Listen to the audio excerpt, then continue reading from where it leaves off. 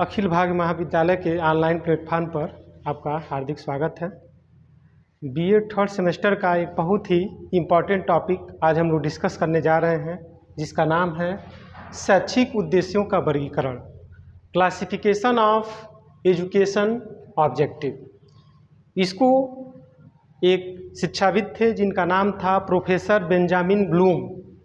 आपने देखा होगा यहाँ लिखा गया है 1956 में प्रोफेसर बेंजामिन ब्लूम और उनके सहयोगियों ने इस क्लासिफिकेशन को दिया था, इसलिए इसका एक और नाम है, इसको ब्लूम्स टेक्सोनॉमी के नाम से भी जाना जाता है।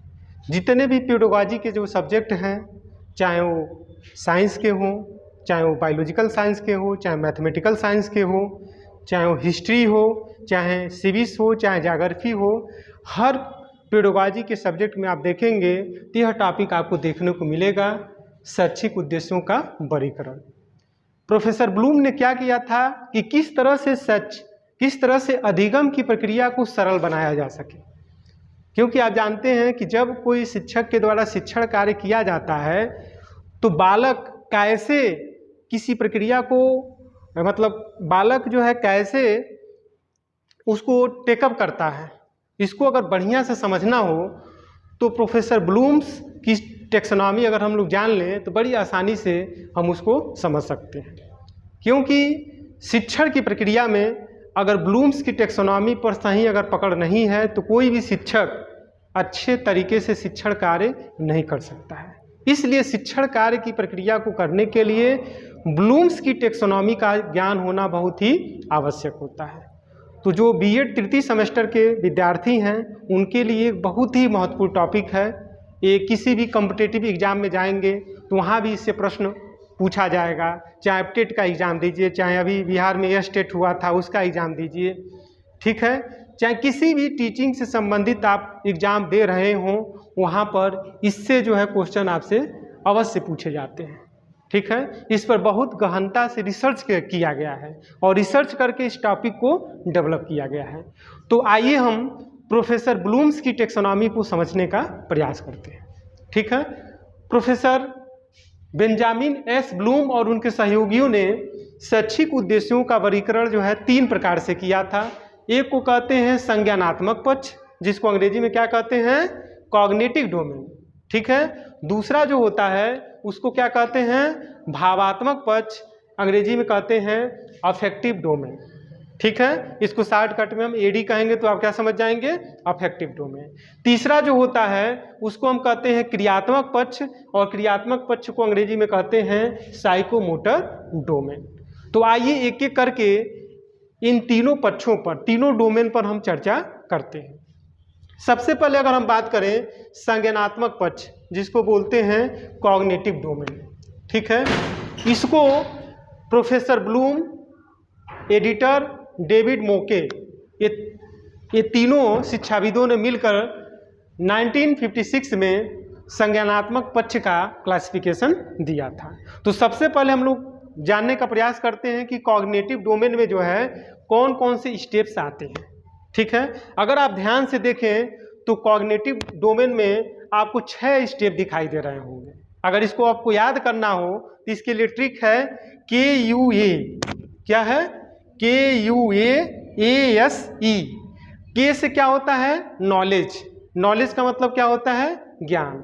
दूसरा होता है यू फॉर अंडरस्टैंडिंग, अंडरस्टैंडिंग का मतलब क्या होता है, बोध। ए फॉर एप्लीकेशन, एप्लीकेशन का मतलब क्या होता है, प्रयोग। ए फॉर एनालिसिस, एनालिसिस का मतलब क्या होता है, विश्लेषण। एस फॉर सिंथेसिस, सिंथेसिस का मतलब क्या होता है, संश्लेषण।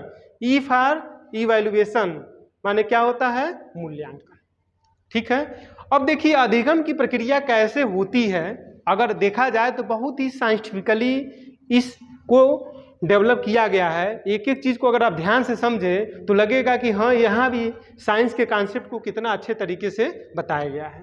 जैसे पहला के फॉर नॉलेज, नॉलेज मीन्स होता है ज्ञान। इसमें क्या होगा, सूचना की पहचान करना एवं प्रत्यास्मरण करना। जैसे मान लीजिए आपको कोई भी काम करना है तो सबसे पहले उसका ज्ञान होना जरूरी है कि आपको करना क्या है। तो ज्ञान में क्या होता है, सूचना की पहचान। जो भी काम करना होता है उसके बारे में आपको नॉलेज होना चाहिए। ठीक है, जैसे मान लीजिए आप साइकिल चलाने के बारे में सोच रहे हैं, तो साइकिल कैसे चलाना है, ठीक है, उसके बारे में तो जानकारी होनी चाहिए। तो सबसे पहले क्या महत्वपूर्ण है, नॉलेज, ज्ञान। ठीक है, जब कोई सूचना आप प्राप्त कर लेते हैं, सूचना आपको मिल जाती है, तब अगला जो स्टेप स्टार्ट होता है, ठीक है, उसको बोलते हैं अंडरस्टैंडिंग या बोध। ठीक, पहले ज्ञान होता है, ठीक है, जैसे ए फॉर एप्पल, ये क्या हो गया, आपके पास ज्ञान हो गया। लेकिन जब आपको एक एप्पल दे दिया जाए, आपके सामने एप्पल रख दिया जाएगा, तो आपको क्या हो जाएगा, बोध हो जाएगा। बोध हो जाएगा कि नहीं? तो ये बोध में क्या होगा, सूचना का अवबोधन, माने जो भी सूचना आपको दिया गया है उसका अवबोधन होता है, तथा विचारों का प्रयोग में लाना, मतलब जो भी चीजें आपने जाना उसको आप कैसे अपने विचारों में लाएंगे, ठीक है, इस अंडरस्टैंडिंग स्टेप में होता है। तो पहला आपको समझ में आ गया होगा ज्ञान, उसके बाद क्या हो गया, बोध। तीसरा है एप्लीकेशन। एप्लीकेशन का मतलब क्या होता है, प्रयोग। अब इसमें क्या होता है, सूचनाओं को प्रयोग में लाने की योग्यता, मतलब जो भी सूचना आपको दी जा रही है, क्या उसको आप प्रयोग में ला सकते हैं कि नहीं ला सकते हैं। यह तभी आपके अंदर होगा जब आपका उसका प्रयोग पता होगा। ठीक है, जैसे मान लीजिए आपका काम, आपको एक कलम दे दिया गया, ठीक है, तो आपको पहले बात तो दिखा दिया कलम, तो आपको ज्ञान हो गया। बाद में बता दिया गया कि इससे क्या हम कर सकते हैं, लिखते हैं। अब क्या लिखना है, क्या किस तरह का कंटेंट उसमें लिखना है, ये तो आपके प्रयोग पर डिपेंड करता है ना, कि आप उसको किस तरह से प्रयोग करेंगे। जैसे कलम है, ठीक है, तो उसका प्रयोग लिखने में होता है, तो कैसे प्रयोग करेंगे ये आपके किस पर डिपेंड करता है, कि आपकी ज्ञान क्या है और बोध क्या है। तब ये आपका स्टेप चालू होगा जिसको कहते हैं प्रयोग। उसके बाद आ जाइए एनालिसिस, जो चौथा स्टेप होता है। देखिए, कोई भी स्टेप हम स्किप करेंगे तो सारा मैटर गड़बड़ हो जाएगा। ठीक है, इसी तरह से एक बच्चा जो है किसी भी चीज को सीखता है। ठीक है, अब इसके बाद है एनालिसिस। एनालिसिस का मतलब होता है विश्लेषण करना। ठीक है, अब मान लीजिए आपको एक एप्पल मैंने दिखाया, तो आपने उसको देख लिया, एप्पल है। ठीक है, अब आपके सामने मैंने पहले बता दिया गया ए फॉर एप्पल, ये आपका हो गया ज्ञान। उसके बाद ये बता दिया गया कि ये देखिए आपके सामने ला के रख दिया गया, तो बोध हो गया। उसका एप्पल का क्या यूज हो सकता है उसके बारे में आप जान सकते हैं। उसके बाद एनालिसिस में क्या होता है कि अब आपके सामने उसके अलग अलग वैरायटी, अलग अलग चीज़ों को ला करके रखा जाएगा, तो अब एनालिसिस कर सकते हैं क्या सही है, कौन बढ़िया है, कौन खराब है। बात समझ में आ रहा है कि नहीं? तो इसी को हम क्या बोलते हैं, एनालिसिस करना। जब ये चारों स्टेप, ये तीनों स्टेप आपके क्लियर रहेंगे, तब आप जो है इस स्टेप को समझ पाइएगा, जिसको हम बोलते हैं एनालिसिस। और एनालिसिस में क्या होता है, सूचनाओं को उसके छोटे छोटे भागों में विभाजित करने की योग्यता। कोई भी सूचना है उसको छोटे छोटे भागों में आप विभाजित कर सकते हैं, जान सकते हैं। उसके बाद आइए जिसको हम बोलते हैं, यस से क्या होगा, सिंथेसिस। सिंथेसिस का मतलब होता है संश्लेषण। संश्लेषण में क्या होता है, सूचना को भागों में एकीकृत करने की योग्यता। जो भी सूचना है, ठीक है, सूचना को उसको विभिन्न भागों में आप उसके मेरिट के हिसाब से उसको क्या कर सकते हैं, एकीकृत कर सकते हैं, मतलब एग्रीगेट कर सकते हैं। ठीक है, तो इसको बोलते हैं सिंथेसिस, संश्लेषण।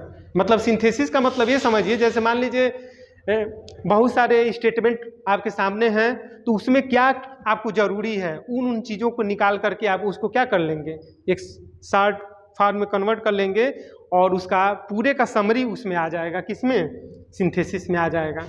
अब उसके बाद से इवैल्यूएशन। जब ये आपके पांचों स्टेप बाय स्टेप चलेंगे, तब अगला स्टेप क्या आपका आएगा, इवैल्यूएशन। इवैल्यूएशन का मतलब क्या होता है, मूल्यांकन।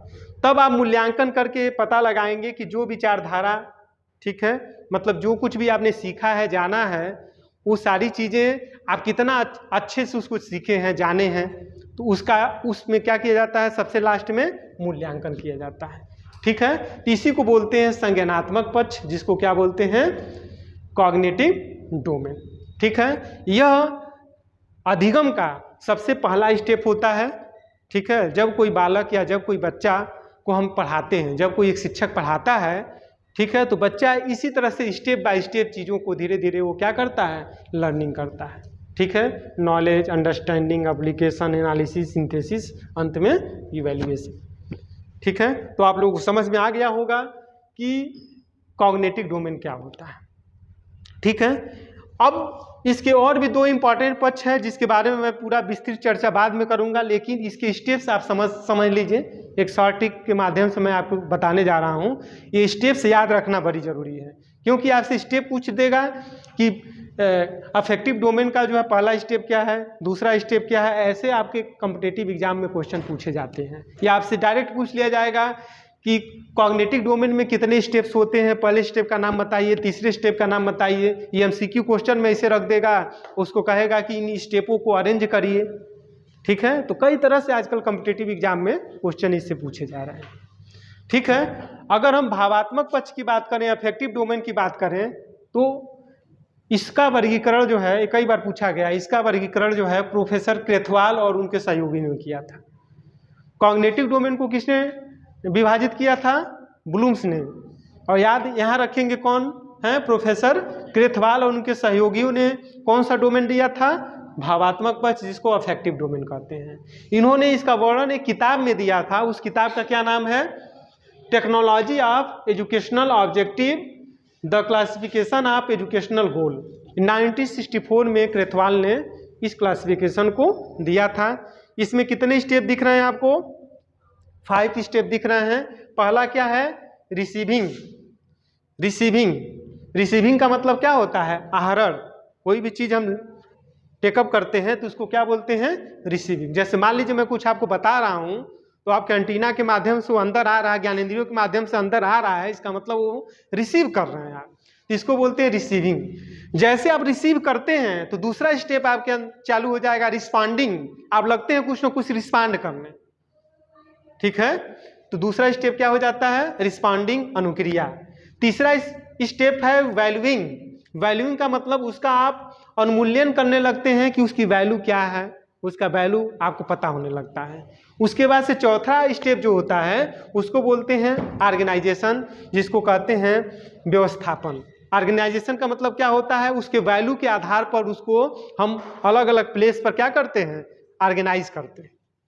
ठीक है, जैसे आप देखे होंगे छोटे बच्चों को जो है ABCD का वो कार्ड दे दिया जाता है, और जब बच्चा वो क्रम से याद कर लेता है, ठीक है, तो A के बाद से क्या लगता है? रखता है B के बाद से कौन सा कार्ड रखता है? C रखता है। इसका मतलब उसका ये डोमेन काम कर रहा है।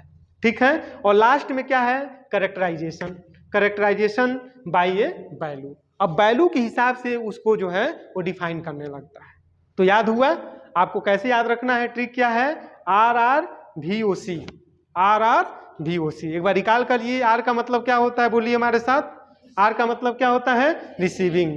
दूसरे R का मतलब क्या होता है? रिस्पॉन्डिंग। उसके बाद V का मतलब क्या होता है? वैल्यूइंग।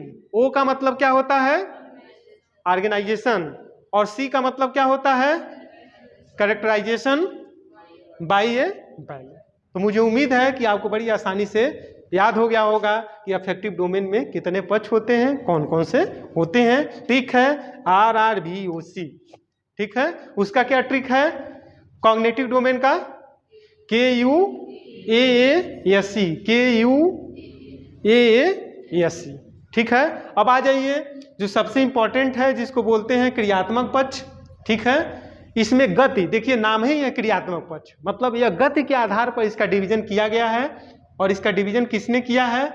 तो आप जानते हैं 1996 में, अभी हाल ही में 1996 में इसका डिवीजन जो है सिम्पसन, उसके बाद दवे 1969 में दवे ने इसका क्लासिफिकेशन प्रस्तुत किया था, बाद में गिलफोर्ड भी आए, और उसके बाद से किबलर। ये सभी लोगों ने मिल करके इस अफेक्टिव डोमेन, क्रियात्मक पक्ष के बारे में, मतलब साइकोमोटर डोमेन के बारे में उन्होंने चर्चा किया है, उसका क्लासिफिकेशन किया है। इसमें आप देख रहे होंगे कि इसमें जो है 4 इंपॉर्टेंट स्टेप हैं। पहला क्या है? ग्रॉस बॉडी मूवमेंट, स्थूल शरीर गति। जैसे बच्चा, जैसे आप देखते होंगे कि जब बच्चा जो है शैशवावस्था से जब बाल्यावस्था में आता है या शैशवावस्था में होता है, तो धीरे धीरे वो उसका ऊपरी वाला जो भाग है वो एक्टिव होता है। ठीक है, उसके बाद से तब उसके नीचे की जो बॉडी है धीरे धीरे क्या होता है? एक्टिव होता है। उसके बाद से तब क्या होता है? एफ से क्या मतलब है? फाइनली कोऑर्डिनेटेड मूवमेंट, गति द्वारा उत्कृष्ट समन्वय, मतलब सारी चीज़ों को बैलेंस करके चलना। जैसे मान लीजिए हाथ है, हाथ को बैलेंस करना, बॉडी सर को बैलेंस करना। देखते हैं ना, जब पहली बार कोई बच्चा जो है खड़ा होता है तो उसकी बॉडी डिसबैलेंस होती है। कभी पता चलता है इधर हाथ इधर हुआ तो इधर गिर गया, ये हाथ का डिसबैलेंस इधर हुआ तो इधर गिर गया, खड़ा नहीं हो पाता है। तब तक सर डिसबैलेंस हुआ तो इधर उधर हो गया। आप यहाँ पर आराम से बैठे हैं तो इसका मतलब आपके पूरे बॉडी का कोऑर्डिनेशन क्या है? अच्छा है, तभी आप यहाँ बड़ी सिस्टमेटिक वे में दिख रहे हैं, बैठे हुए हैं। ठीक है, तो क्रॉस बॉडी मूवमेंट, मैं अब इसके बारे में पूरे एक एक स्टेप को पहले बताऊँगा, केवल मैं आप लोगों को बस लर्न करा दे रहा हूँ। ठीक है, जी से क्रॉस बॉडी मूवमेंट हो गया, एफ से क्या हो गया? फाइनली कोऑर्डिनेटेड मूवमेंट हो गया, और एन से क्या हो गया? Non verbal communication behaviour. Non verbal का मतलब क्या होता है? इशारा इशारा में बातचीत करना। जैसे हम मान लीजिए कह दिए ऐसे, तो आप समझ गए कि लग रहा है सर कह रहे हैं बाहर जाने के लिए। मैं ऐसे कह दिया तो आप समझ जाएंगे कि सर लग रहा है कह रहे हैं अंदर आने के लिए। इसको क्या बोलते हैं? Non verbal. हम बोलेंगे नहीं, इशारों इशारों में क्या करेंगे? बातचीत करेंगे। ठीक है, तो इसको कहते हैं अमौखिक संचार समूह। ठीक है, जब आपका साइकोमोटर डोमेन जब एक्टिव होगा तो ये सारी चीज़ें आपके अंदर डेवलप होगी। उसके बाद है स्पीच बिहेवियर, बाड़ी व्यवहार। ठीक है, अंतिम में बाड़ी व्यवहार का मतलब यह है कि जैसे आपको ये पता है ना, घर पर भी आप लोग रहेंगे तो कैसे बोलेंगे। अभी देखिएगा आपका बोलने का लैंग्वेज क्या हो जाएगा? बदल जाएगा। यहाँ कॉलेज में बैठे हैं, ठीक है, तो बड़ी शिष्टाचार, आपका जो भी वाणी होगा, जो भी बोलने का स्टाइल होगा, बड़ी शिष्टाचार से होगा कि भाई यहाँ सर हैं, मैडम हैं, सब लोग हैं, हमको बड़ी अच्छे से बात करना चाहिए। ठीक है, तो इसी को कहते हैं स्पीच बिहेवियर, जिसको बाड़ी व्यवहार कहते हैं। ठीक है, तो अभी हम अगले वीडियो में हम आपको बताएंगे कि अफेक्टिव डोमेन क्या होता है। इस पर एक एक स्टेप पर मैं विधिवत चर्चा करूंगा। उसके बाद मैं आपको बताऊंगा साइकोमोटर डोमेन। इन दोनों पर मैं अगले लेक्चर में चर्चा करूंगा। ठीक है, तो मुझे उम्मीद है कि आप सभी लोगों को जो है शैक्षिक उद्देश्यों का वर्गीकरण, ब्लूम्स की टेक्सोनॉमी समझ में आया होगा, जिसमें स्पेशली मैंने चर्चा आज किस पर किया? कॉग्निटिव डोमेन पर किया। तो आज मैंने कॉग्निटिव डोमेन के बारे में बताया, कल इन अफेक्टिव डोमेन और साइकोमोटर डोमेन के बारे में मैं बताऊंगा। और एक देखिए, एक मैंने फिगर यहाँ बनाया हुआ है, यहाँ भी थोड़ा सा आप लोग फोकस करिएगा। मैंने CD लिखा है तो इसका मतलब कॉग्निटिव डोमेन है। यहाँ मैंने AD लिखा है तो इसका मतलब क्या है? अफेक्टिव डोमेन है। मैंने यहाँ PD लिखा है तो इसका मतलब क्या है? साइकोमोटर डोमेन है। मतलब ये तीनों डोमेन का कोऑर्डिनेशन एक दूसरे के साथ होना चाहिए। देखिए, मैंने एक सर्किल के माध्यम से बताया है, मतलब इसका भी इससे संबंध है, इसका भी इससे संबंध है, इसका भी इससे संबंध है, इसका भी इससे संबंध है। मतलब तीनों एक दूसरे से जब कोऑर्डिनेटेड रहेंगे तभी हम सारी विषय वस्तु को हम बढ़िया से समझ पाएंगे। ठीक है, तो मुझे उम्मीद है कि आप लोगों को बहुत अच्छा लगा होगा, क्लास बढ़िया से समझ में आया होगा। बहुत बहुत धन्यवाद आप।